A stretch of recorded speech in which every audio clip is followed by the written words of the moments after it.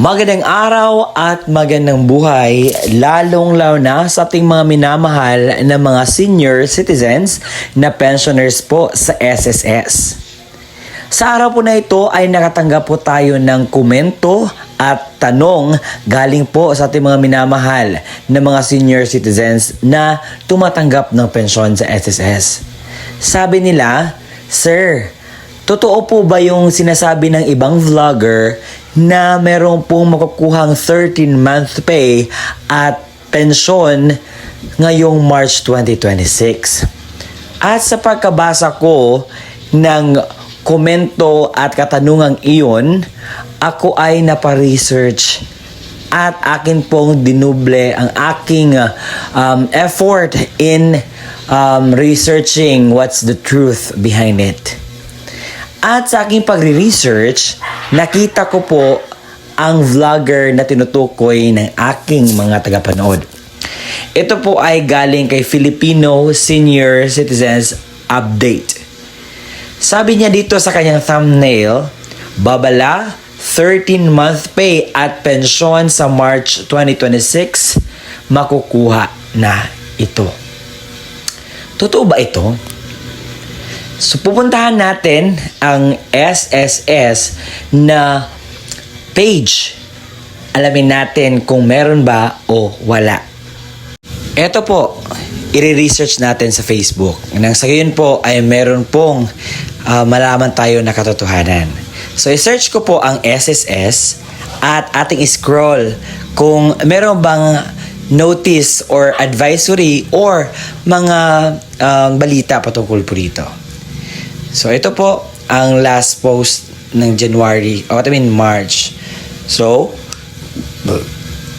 sa nakita ko po, walang advisory na i-release ang SSS na 13-month pay sa March 2026. At alamin din natin anong circular ba ito kapag sinasabi nating 13-month pay. Okay, pag-usapan natin yan. Nang sa gayon, mas klaro sa atin. Ang 13-month pay para sa mga SSS pensioners ay karaniwang ibinibigay sa unang linggo ng Disyembre. Ito ay madalas nakasabay ng regular na pensyon para sa buwan ng Disyembre, kung saan doble ang matatanggap ng mga pensyonado, pensyon plus 13-month. Ang petsa sa pagre-release ay maaaring hatiin sa batches sa huling bahagi ng Nobyembre o unang bahagi ng Disyembre. Kailan ba? Kadalasan ay bago pa mag-December 7 o unang araw ng Disyembre. Para sa lahat ng nagtatanong kung totoo ba ito, klaro na po sa ating na-research na hindi po ito totoo. Ibig sabihin, ang dapat gawin ng ating mga minamahal na pensioners na nakapanood ng vlog na ito ay i-block nyo po iyan dahil nagkuha lang niya ng atensyon ng ating mga minamahal na tagapanood nang sa gayon ay malinlang niya, mamislead niya at makuha niya ang gusto niyang views na kanyang target. So ang totoo po, hindi po iyon tunay ang kanyang balita. Iyon po ay gawa-gawa lamang at nakita naman po natin sa kanyang video na hindi po tao na yung regular na tao. Dahil ang nakalagay po doon is AI or Artificial Intelligence lamang po yun na nagsasalita. Ang gusto ko pong ipahatid sa inyo ngayong araw ay dapat po tayo maging aware sa ating pinapanood ng mga vlogs. At before po tayo maniwala, kinakailangan po tayo mag-research kung ito ba ay may katotohanan. Kagaya ng ginawa ko, pumunta ako sa website ng SSS at pumunta rin ako sa page ng SSS. Dahil ang SSS ay nag-update po yan ng inyo pong benefits. Kaya naman sa mga gumagawa ng mga vlogs dyan, iwasan nyo na po iyan dahil naaalarma po ang ating mga minamahal na senior citizens. At yung iba ay ang taas na kanilang hopes na makukuha nila.